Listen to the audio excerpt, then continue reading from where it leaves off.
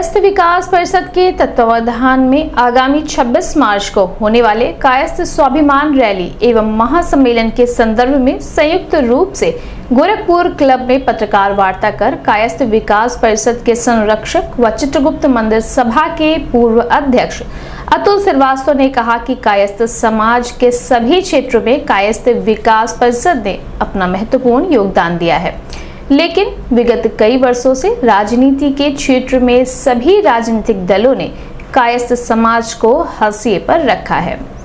समाज का खुला समर्थन लेने वाली भारतीय जनता पार्टी समेत सभी दलों ने न सिर्फ सरकार अब तो संगठन से भी कायस्थों को दूर रखा है, जो समाज के लिए एक चिंता का विषय है।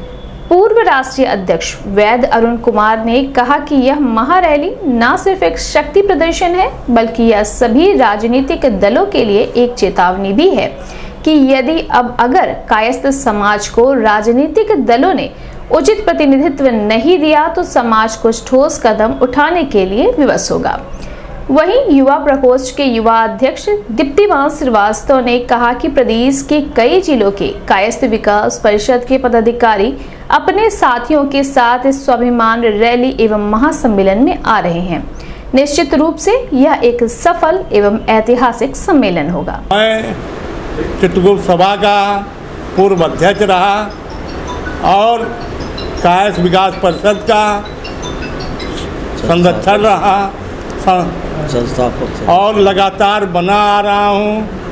हमको कायस्थों को एकजुट करना है और जुट करके ये दिखाना है अपना ताकत कि हम लोग एक हैं और वहाँ प्रतिमा पर उनके जयप्रकाश नारायण माल्यार्पण करेंगे। वहाँ से धीरे धीरे जुलूस के फार्म में यहाँ आके यहाँ एक बृहद महासम्मेलन करना है। ये कायस्थ विकास परिषद द्वारा कल 26 मार्च को ये जयप्रकाश नारायण जी के प्रतिमा से असुरन चौक से एक स्वाभिमान रैली का आयोजन किया गया है। स्वाभिमान रैली का आयोजन किया गया है। वो स्वाभिमान रैली वहाँ जयप्रकाश नारायण के मूर्ति से चलकर गाने बाजे के साथ धीरे चलकर जो है काली मंदिर आएगी। काली मंदिर में पूजा अर्चना के बाद फिर वो लाल बहादुर शास्त्री जी के प्रतिमा पर माल्यार्पण होगा। वहाँ से गोरखपुर क्लब में प्रस्थान करेगी और गोरखपुर क्लब में जो है आके एक विशाल जनसभा के रूप में परिवर्तित हो जाएगी। क्या आप ये रैली के माध्यम से क्या अपने समाज को एकत्रित करने का काम कर रहे हैं? इस रैली के माध्यम से अपने समाज को एकत्रित करने का और समाज में राजनीतिक चेतना जागृत करने के लिए समय समय पर इस तरह का आयोजन हम लोग कायस्थ विकास परिषद करता रहता है। खासतौर से जिस तरह से मतभेद देखने को मिला बीते दिनों, क्या वो मतभेद की दूरियां बन जाएंगी? किसी तरह का कोई मतभेद नहीं है, यह एक भ्रम है। इसको बड़ा अच्छा आपका प्रश्न है, इसको मैं आपके सम्मुख क्लियर कर देना चाहता हूँ। कायस्थ समाज में कोई मतभेद नहीं है। कायस्थ समाज एक था, एक है और एक रहेगा। ये दो विचारधारा है, दो संगठन है, दो संगठन विभिन्न विचारधाराओं से वो है। जैसे कायस्थ विकास परिषद हमेशा राष्ट्रवादी रहा है, राष्ट्रवादी विचारधारा के साथ रहा है।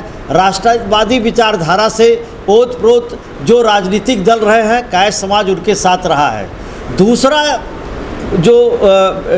दूसरी जो पार्टी या दूसरा जो संगठन जो कार्य कर रहा है वो सब लोग समाज का ही कार्य कर रहे हैं, लेकिन यहाँ दो अलग अलग विचारधारा है।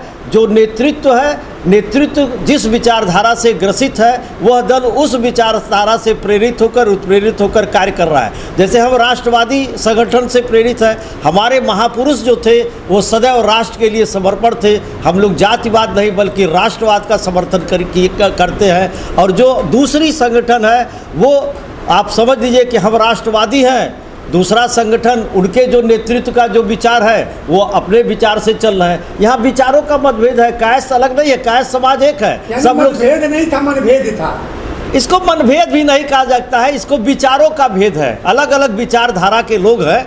हम राष्ट्रवादी हैं, वो उनका जो नेतृत्व है उनकी जो विचारधारा वो उस विचारधारा से ग्रसित होकर कार्य कर रहे हैं। हम अपने विचारधारा से कार्य कर रहे हैं। कौन कौन लोग शामिल होंगे किसमें? इस रैली में इस रैली में उत्तर प्रदेश पूरे उत्तर प्रदेश के लगभग सभी ज़िले से लोग आ रहे हैं और महानगर तो है ही है, और अन्य कई राज्यों से हमारे कुछ प्रतिनिधि आ रहे हैं। 12 राज्यों में हमारी मतलब इकाई है, हमारी शाखा, हमारा संगठन इस समय 12 राज्यों में काम कर रहा है। तो 12 राज्यों से हमारे प्रतिनिधि आ रहे हैं, जो मुख्य वहाँ के प्रतिनिधि हैं वो आ रहे हैं। बल्कि सबसे ज़्यादा भागीदारी इसमें पूर्वी उत्तर प्रदेश के लोगों की है, लखनऊ की है, इलाहाबाद की है, बनारस की है। सर एक बात और जानना चाहेंगे कि कायस्थ समाज जिस तरह से आगे भी नेतृत्व करता रहा है, बीच में मनभेद कहिए, विचार कहिए, जो कुछ कहिए, क्या लग रहा है कि आने वाले नगर निकाय चुनाव या 2024 में चुनाव में किस तरह से कायस्थ समाज अपनी पकड़ बनाएगा और किस तरह से अपने आप को स्थापित करेगा?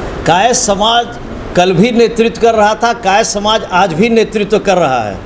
मनभेद मतभेद कुछ नहीं है, बस ये है कि हम चूँकि शिक्षित समाज से आते हैं, इसलिए हम उस तरह से सड़कों पर आके, चूँकि हमारा एक संस्कार है, हमें विरासत संस्कार में मिली है, तो हम संस्कारिक तरीके से अपने कार्य को करते हैं। और हम अपनी लड़ाई जिस राष्ट्रवादी संगठनों के साथ हम हमेशा उसके साथ रहे हैं, हमारी लड़ाई भी उन्हीं से होगी। परिवार में अगर कोई अगर किसी तरह की कोई समस्या होती है तो आदमी परिवार नहीं छोड़ देता है। हम लोग सदैव राष्ट्रवादी राजनीतिक पार्टी के साथ रहे हैं, आगे भी रहेंगे, और राष्ट्रवादी पार्टियों के बीच में ही हम अपना हक लेके रहेंगे। जो कल स्वाभिमान रैली कायस्थ विकास परिषद द्वारा संचालित है, अन्य समितियों के सहयोग से, यह एक नज़ीर बनने जा रही है।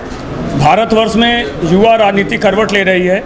हमारे राष्ट्रीय अध्यक्ष और संरक्षकगण ने सन 90 के दशक में जब देश कमंडल और मंडल की राजनीति से प्रेरित हो रहा था, तो एक परिषद की स्थापना की, जिसका उद्देश्य कायस्थ समाज के साथ साथ अन्य समाज में जागरूकता लाना था। वर्तमान परिवेश में कायस्थ विकास परिषद सदैव युवाओं की भागीदारी को प्रेरित करता है, चाहे वह छात्र संघ स्तर पे हो, नगर पालिका स्तर पे हो, सांसद स्तर पे, परंतु मेन उद्देश्य है कि समाज में, कायस्थ समाज में राजनीतिक जागरूकता रहे।